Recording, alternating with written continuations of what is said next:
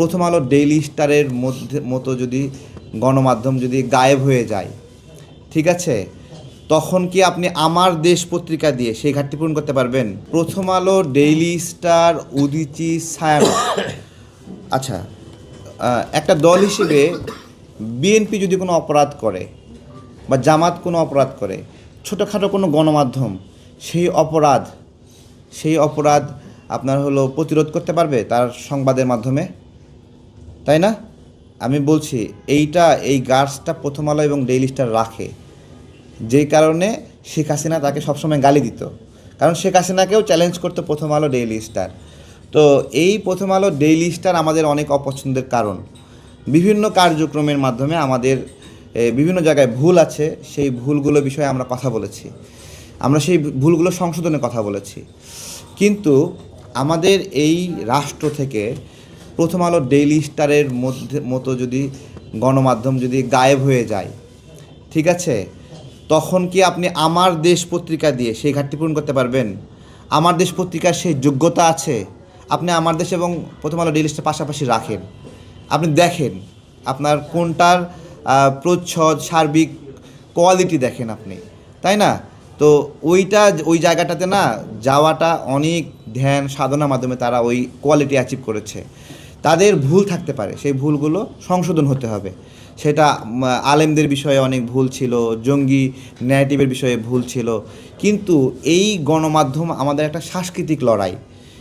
আমাদের এই বাংলাদেশি সংস্কৃতি আছে না, এই সংস্কৃতিটা ভারতের সঙ্গে বিট করছে, তারপরে মধ্যপ্রাচ্যের সঙ্গে বিট করছে, পাকিস্তানের সাথে বিট করছে, পশ্চিমা সংস্কৃতির সাথে বিট করছে না? সেই বিটটা এগুলোকে ধ্বংস করে দিলে তারপরে কই থেকে করবেন সেই বিট? কে করবে সেই বিটটা? এই প্রতিরোধ, এই যে সাংস্কৃতিক একটা অস্তিত্বের লড়াই, যেটা উদীচী করে, ছায়ানট করে, বাংলাদেশের হয়ে করে, মুক্তিযুদ্ধের হয়ে করে, গায়েব করে দেন। গায়েব করে দিয়ে বিকল্প কাকে দিয়ে এটা করাতে যাচ্ছেন?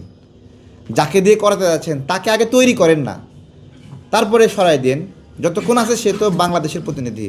এই গণমাধ্যমগুলো এখান থেকে সরে দিলে রাষ্ট্র দুর্বল হয়ে যায়, রাষ্ট্রের পক্ষে দুর্বল হয়ে যায়। আপনার প্রথম আলো যেই শক্তিমত্তা নিয়ে আন্তর্জাতিক পরিসরে একটা হাইপ তুলবে, সময় টিভি পারবে, ডিবিসি পারবে? তাহলে একটা দিয়ে আরেকটা হচ্ছে না।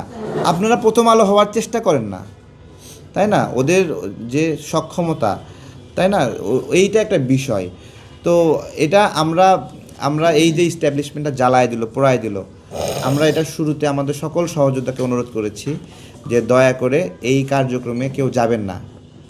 আমরা সবাইকে অনুরোধ করছি এবং আমাদের সহযোদ্ধারা সেই অনুরোধ রেখেছে। আমরা এই ভায়োলেন্সে জড়াইনি, এবং যারা এটা ভেঙেছে আমরা কি তাদেরকে ফুল দেব, ভালো কাজ করেছো?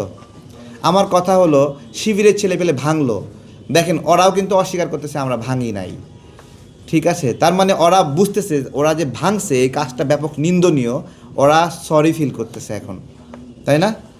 এটা একটা সরি ফিল না?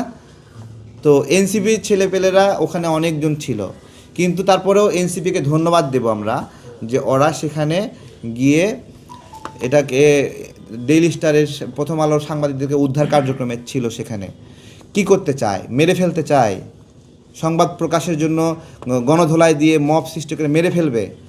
তো এইটা কোনোভাবেই কাম্য না। আমরা অনেকে হয়তো বা অনেক গণমাধ্যমের পত্রিকা বিক্রি বেড়ে গেছে সেটা বন্ধ হওয়াতে, এতে খুশি হওয়ার কিছু নাই, ঠিক আছে? আপনি যে সংস্কৃতি ডিমান্ড করতেছেন ওই সংস্কৃতি আপনার উপরেও একদিন আসবে, ঠিক আছে? আপনি আগুন জ্বালাবেন, সেই আগুনের তাপ আপনার গায়ে লাগবে না, এটা ঠিক না। বাঁশি বাজায়েন না, ঠিক আছে? বাঁশি বাজালে আপনার বিরুদ্ধেও একদিন বাঁশি বাজাবে।